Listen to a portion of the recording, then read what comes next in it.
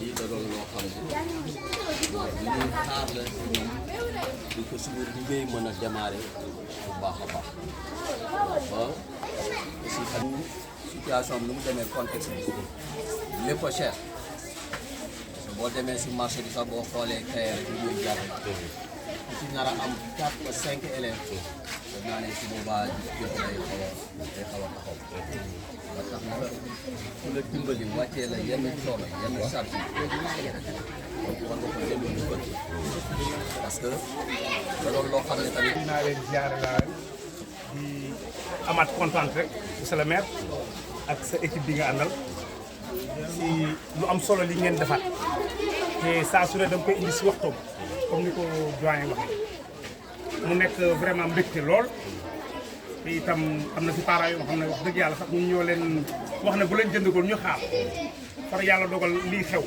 mu nekk lu am solo te ñu lay jaajëfalaat saa su ne ak maa ngi dégg fii tamit nga.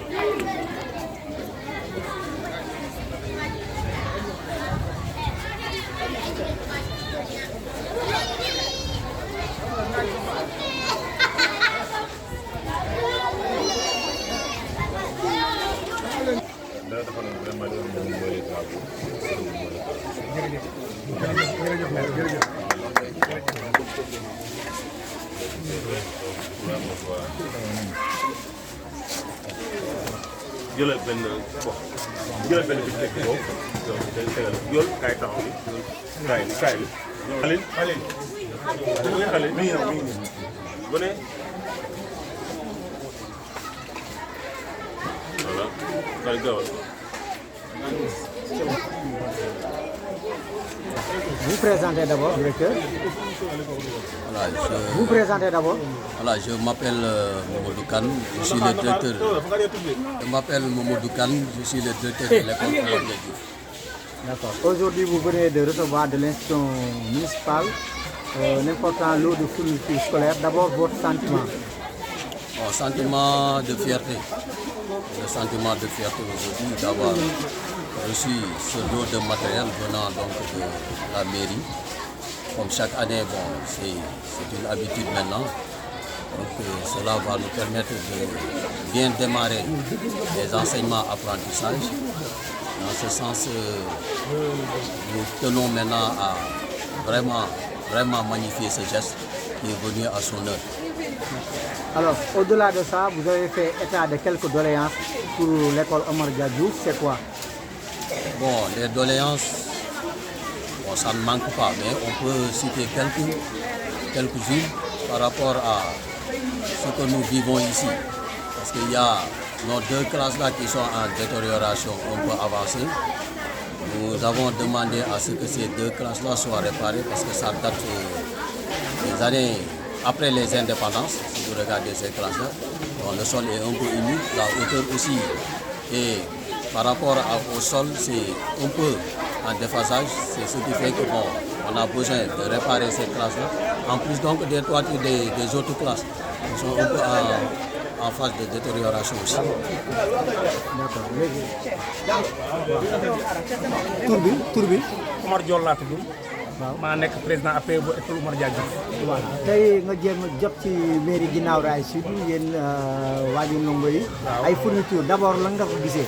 waaw li ma ko gisee mooy saa su ne rek li mooy am parce que monsieur le maire Ablaye Diop moom wax dëgg yàlla lii moom da see dëkk donc saa su ne daf ñuy indil ay fourniture et itam da koy indi si heure bi wax dëgg yàlla parents d'élèves bi kenn jëndagul woon matériel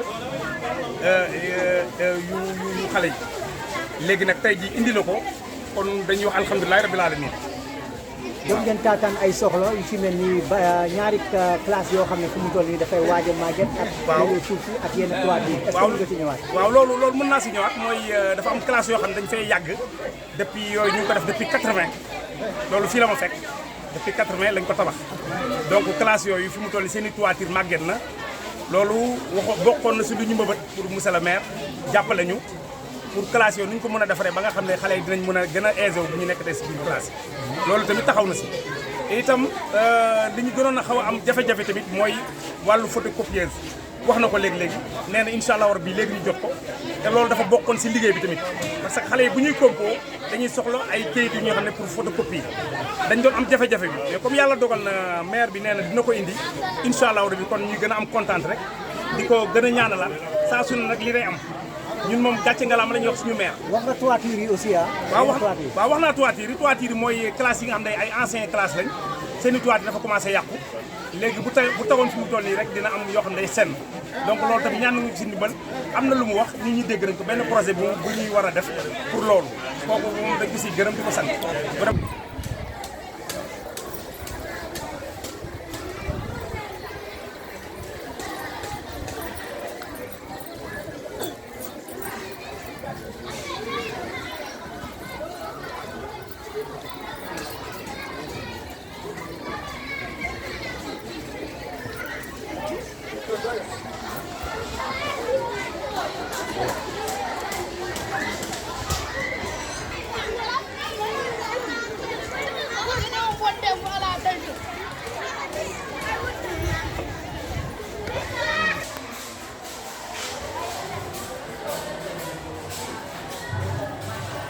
yëpp day seen dañu day seen yëpp day seen waaw collecte bi ci dugub parce que classe dañu yàgg waaw classe dañu yàgg waaw donc ñëw classe bi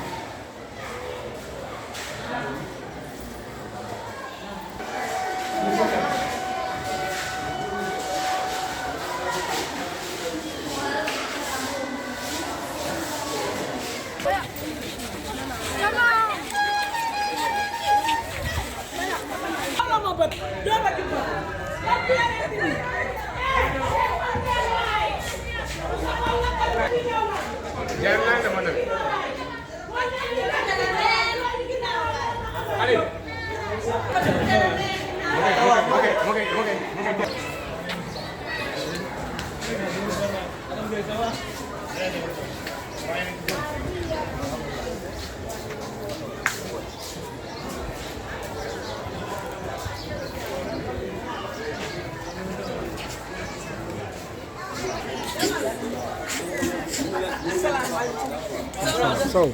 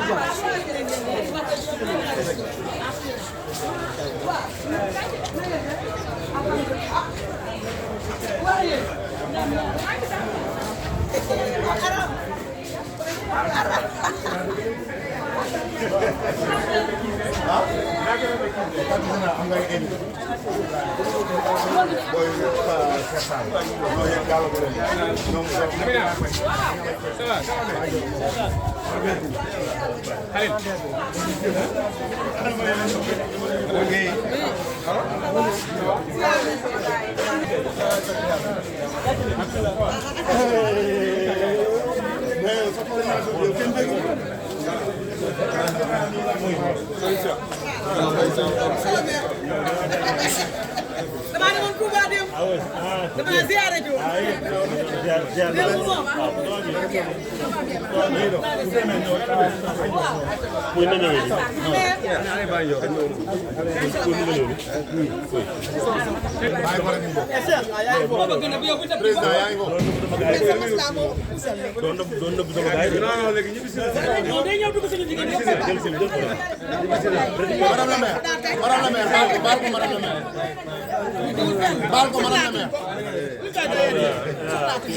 Modou.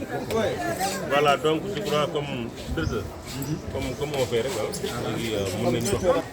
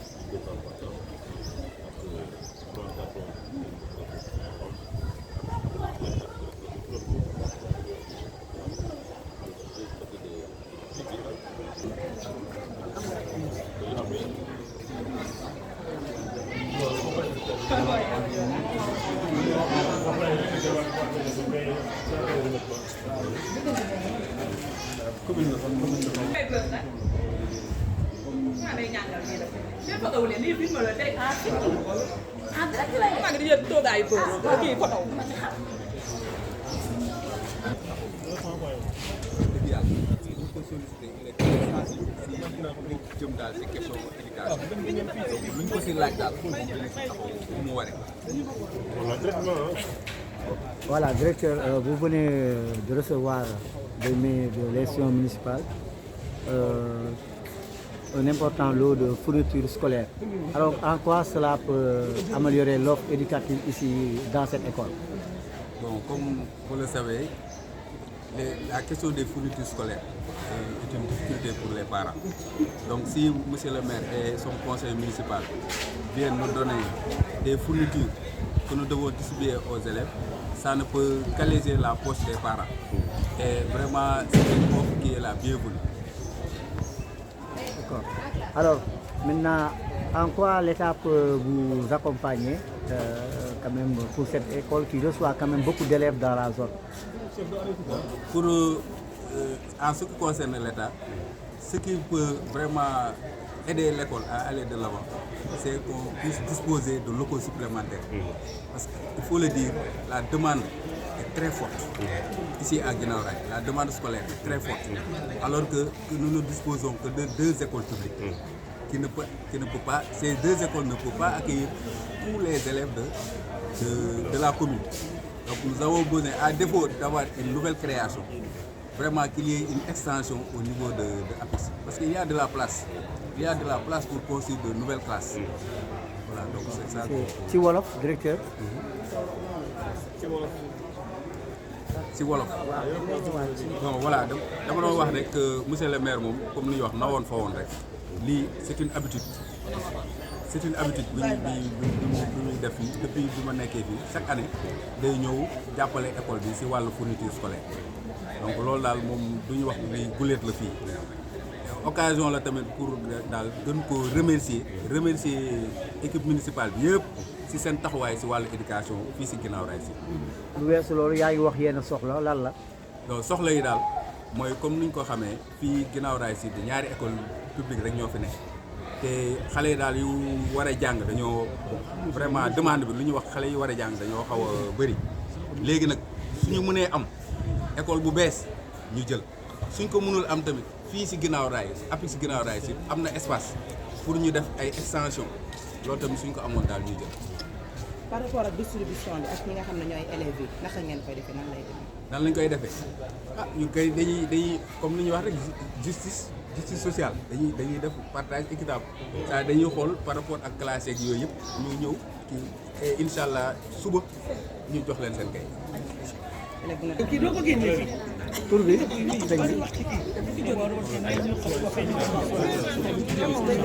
man Cheikh Sarr laa tudd. waaw tur bi Cheikh Sarr laa tudd. man maay président APE association des parents d'élèves bu école APIX. vraiment ñi ngi rafetlu li nga xamante ni moom la maire def ñu ngi siy kontaan bu baax a baax su kuréel gi nga xam ne moom laa jiite muy APE bi si turu parents d'élèves yëpp vraiment ñu ngi koy remercier bu baax parce que lii nii comme ni ko doyen waxee rek nekkul guleen affaire la boo xamante nii ba ma fi nekkee ba tey ça fait 6 ans bi école bi amee mais chaque année daf koy def kon donc ñu ngi koy rafetlu bu baax di ko remercier damay ñaar toujours comme li doyen wax rek demande bi dafa xaw a bëri monsieur le maire bon boo xoolee pratiquement am na ay classes yoo xamante nii li mu jël si effectif dafa bëri toujours loolu du ñu mënoon ñu jàppale ñu si comme ni mu ko waxee bon espace bi ñu tabax école amatu fi mais comme que mën na am extension ñu dimbale ñu si bu ko defee élèves yëpp mën a dugg quoi loolu vraiment jàmbat la boo xamante nii dama ne boo ñëwee dinaa la ko wax waaw merci beaucoup jërëjëf. Bonjour. Oui, vous présentez d'abord. Bonjour, c'est Mohamedou Sissoko, je suis le président du comité de gestion du CG de l'école APIX Guinaw Rail Sud. Alors, d'abord votre sentiment par rapport à ce geste de l'élection municipale. Merci pour votre question, mais vous me permettez de faire une petite entorse au protocole. Je voulais faire une petite entorse au protocole pour profiter de cette tribune et adresser au nom de la communauté scolaire de Guinaw Rail Sud nos félicitations à M. le maire Abdoulaye Diop pour sa réélection. D'abord, et pour son élection comme honorable député.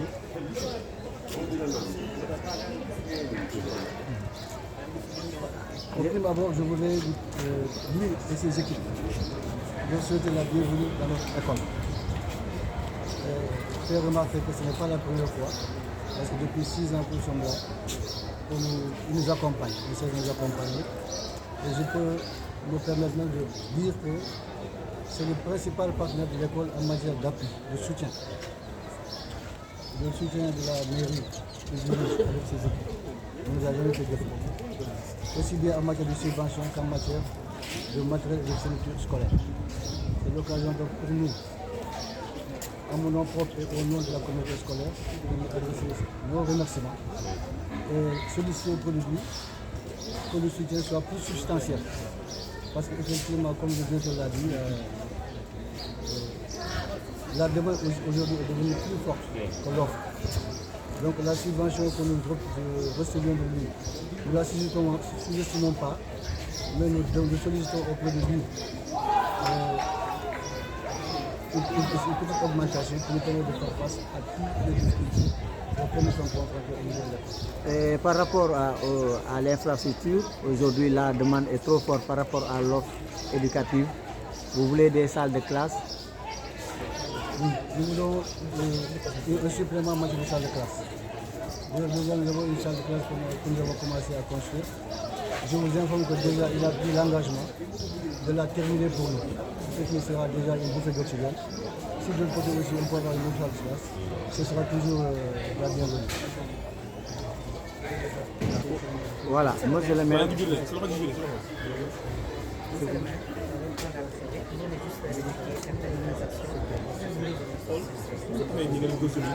Voilà, merci beaucoup. Donc, comme d'habitude, la commune de Clara est vraiment à l'habitude de donner vraiment des structures scolaires vraiment à l'ensemble des écoles de la communauté. Que ce soit à l'école Oumar Diadoub et à l'école APEX. Donc, quand même, c'est dans le cadre vraiment de, comme on dit, Bouteille Djangdei. Mais quand même, on a un peu de retard par rapport vraiment au Maulouk. Mais nous avons décidé de donner les très tôt quand même pour appuyer les parents d'élèves. Ce sont des cahiers, des stylos et aussi vraiment du papier blanc, parce que maintenant, avec les examens et les concours comme ça, l'école maintenant, il travaille beaucoup avec la machine. Donc, il faut donner vraiment de papier.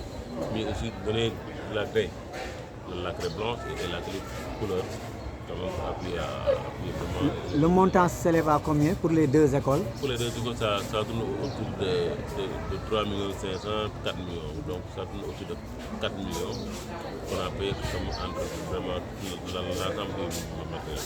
Alors. Mais nous ne sommes pas seulement là-bas. Alors, la commune, que ce soit à l'école au Modèle ou bien à l'école après, c'est nous qui prenons en charge les gardiens. C'est nous qui prenons en charge vraiment les femmes de charge. C'est nous qui prenons en charge l'eau, l'électricité. Tout ce qu'on fait vraiment à l'école. Il y a aussi le CGE qu'on donne 400 000 francs par an pour le fonctionnement. Par exemple, des fois, il y a une lampe qui est brûlée, des fois, ils ont besoin de la clé immédiatement, des fois, il y a une clé, il y a une serrure quand même, une serrure qui est. Donc, voilà. Donc, on donne dans le cadre de fonctionnement du CGE 400 000 francs au niveau de l'école APEX et au niveau de l'école Oumadi. Et 200 000 francs au niveau de la case Petit et 200 000 francs au niveau du centre d'éveil. Donc ça tourne autour de 1 200 000 francs pour le fonctionnement de ces écoles-là. C'est tous les mois ou bien c'est annuel? Non, c'est annuel. C'est un fonctionnement de 400 000 francs dans le compte pour une serrure. Des fois, il y a des choses qui ont réparation tablement. Parce que nous, ce qu'on fait, la mairie, ce qu'il fait, c'est de faire des marchés. Mais vous ne pouvez pas attendre une serrure qui est cassée pour faire un marché. Voilà, donc voilà. Par rapport à ces fournitures que vous venez de distribuer, pourquoi le choix de ces deux écoles élémentaires? Oui, c'est ça, hein, parce que nous sommes en État quand même, parce que nous avons les écoles élémentaires. C'est ça que l'État nous donne, parce que quand même, vous savez, quand même, l'État nous a donné des compétences. L'éducation, nous avons les écoles élémentaires. Bien vrai qu'il y a le CEM, on appelle le CEM, mais le CEM dépend de la ville. Mais quand même, on fera un effort. Hein. Il y aura de la craie, il y aura donc beaucoup de choses qu'on va faire quand même. Il y a même des gardiens, il y a les femmes de ça que nous avons pris, or que c'est la ville qui devait le faire. D'accord. Alors, au-delà de ça, les parents d'élèves vous ont fait état de quelques doléances, notamment au niveau de l'école Omar Diadiouf, pour la réhabilitation quand même de certaines salles de classe. Et aussi, ici aussi, on demande le renforcement des infrastructures puisque la demande est trop supérieure par rapport à l'offre. En tout cas, à l'école Omar Diadiouf, nous allons le faire, comme on l'a dit, hein, parce que comme je l'ai dit au directeur, il y a aussi des choses à faire au niveau du CM. Il y a un problème de sécurité. Nous allons faire comme on va vers le budget au mois de décembre. Nous allons faire vraiment un état des lieux avec les services techniques, voir quand même le montant de la réflexion au niveau de l'école Omar Diadiouf et au niveau du CM. On va l'inscrire dans le budget. Maintenant, pour en ce qui concerne l'école APIX aussi, pour l'extension, parce que maintenant, bon, moi j'ai beaucoup fait de plaidoirie hein, au niveau de l'État pour les extensions, le lycée et consorts. Mais moi, avec le PACASEN maintenant, je suis obligé quand même de faire ce que je veux faire. Donc je verrai maintenant comment faire quelques classes à l'école, au niveau du CM, pour l'extension pour le lycée. Cette année. Alors, si toutefois que maintenant le montant que nous avons pour continuer à faire d'autres classes au niveau de l'école APIX, on le fera. Mais si ça pose problème, cette année on fait pour le lycée et l'année prochaine on fait une extension pour quand même l'école APIX, quand même donner des classes. Donc, mais il y a une classe quand même il y a une classe qui était là. Comment signaler qu'il y a des problèmes. Donc ce n'est pas une classe, mais cette extension, là nous allons prendre une suite qui va, parce que ce n'est pas beaucoup, ça tourne autour de 1 million. Donc nous allons prendre en charge. Alors, donc, vous pensez pour les élèves? Quel conseil que vous donnez aux élèves? Oui, comme d'habitude, hein, quand même, les élèves, quand même, vous savez, tout ce qu'on fait, tout ce qu'on vient de faire, c'est pour les aider. Parce que quand on aide les parents d'élèves, c'est pour aider quand même les élèves. Donc ils n'ont qu'à venir vraiment à leur travail, et réussir, parce que nous voulons vraiment des écoles d'excellence. Et cela ne dépend pas de nous, ça dépend vraiment de... Donc le lycée va s'ouvrir en 2023-2024. Oui, je veux le mettre dans le PACASEN quand même pour qu'on fasse la construction. Maintenant, nous allons demander à l'État pour l'affectation des professeurs. Donc, je ne maîtrise pas ce calendrier là, mais en tout cas, nous allons faire tout ce qui est construction. D'accord. Voilà. Merci beaucoup de nous inviter à la délégation mairie. Je suis avec le bureau municipal, les adjoints au maire, ñi nga xam ne sama waa cabinet la ma fekk aussi le directeur de l'école APEX, fekk aussi le président de parents d'élèves, le président du CGE. jaar naa aussi école Omar Diadiouf aussi fekk fa la même directeur ba ak CGE ba ak parents d'élèves ñu ñëwoon tey doon indi li nga xam ne moom la ñuy dimbalee parents d'élèves maanaam mu nekk ay cahier yi nga xam ne yu xaw a bari la. am na ay bic am na bic bleu am na bic rouge am na craie couleur am na craie blanche bu ñuy jàngale waaye aussi am na ay papiers yi ren yu ñu jënd xam ne daaw ñu ko jënd mais ren dañ ko jënd pour jox ko ndax xam nga examen yi léegi lu ci bëri ci ay papiers lañ koy def dañ ko tiré modèle yu donc pour aider vraiment l'école ñu jënd leen papier te papiers yi nag c'est pas parce que jox nañ benn dotation jeex na suñu toogaatee 1 mois 2 mois 3 mois bu manqué bu ñu waxee dañ leen ko joxaat parce que loolu dafay bokk ci fonctionnement école bi loolu la ñuy doxal en dehors ci femme de charge yi ñu jël en dehors gardien bi en dehors ñi nga xam ne ñoom lañ bàyyi ci même le courrier kii dox courrier maire bi moo ko jël di fay courant di fay ndox di joxe 400 000 francs CGE pour le fonctionnement donc loolu mooy li nga xam ne mairie bi mu ngi koy def chaque année ci biir école yi. tey jox ngeen 4 millions ngeen joxe pour fourniture. 4 millions comme ça waay waaw on a donné plus de 4 millions ci lépp loo xam ne jënd nañ ko pour mën ko joxe ci école yi. waajur ndongo yi am na ay soxla ñu taataan ak fee ci école Omar Diadiouf ndax seen toiture yi fii tamit ñu ngi doon wax nag extension parce que ñu bëri dañoo bëgg jàng waaye jumtuwaayu classe yi doyul. wax nañ ma ko à l'école Omar Diadiouf donc yëg naa ko dem naa ko xool naa ko danaa ko xool ak ñi ko mën a def dinañu ko defar bu baax mook ak boole ko ak li ñu war a defar ci CM bi donc incha allah on le fera mais aussi dinañu fexe aussi ci extension CM bi en lycée waxoon nañ ko daaw jëm nañ def nañ plaidoirie au niveau de l'État central pour ñu dimbali ñu mais ba léegi quand même mu ngi des te Guinaw Rail mënatu la xaar on est obligé maintenant projet yi am moom la ci la ñu jël def ko alors on le fera aussi à l'école la ak aussi fexe ba ñu mën ko extensionner yokk aussi ay classes suñ ko mën a def ko benn yoon def ko tout temps mieux su mënu nekk aussi comme budget la ren nga def bii bu déwénee nga def bële parce que le mandat aussi yemul ci benn at te on vient juste de démarrer. xale aussi boo leen di dénk lan nga leen di dénk. ñu góorgóorlu rek dimbali seen waajur yi xam nga waajur yi sonn nañu te lii yëpp ëllëg seen njëriñ la ñun ñi tey buñ mënee def dara dañu encadré jàppale ñu kon nag bu la sa waajur tey jàppale commune bi nga nekk aussi jàppale la enseignants yi di xëy di jàngale ci liggéey dañoo war a góorgóorlu dañ góorgóorlu vraiment jàng boo liggéey ñu xam ne nii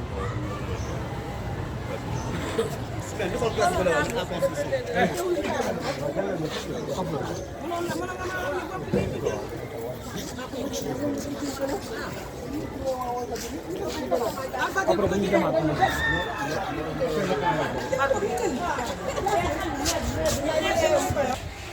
waaw damay jël ma nag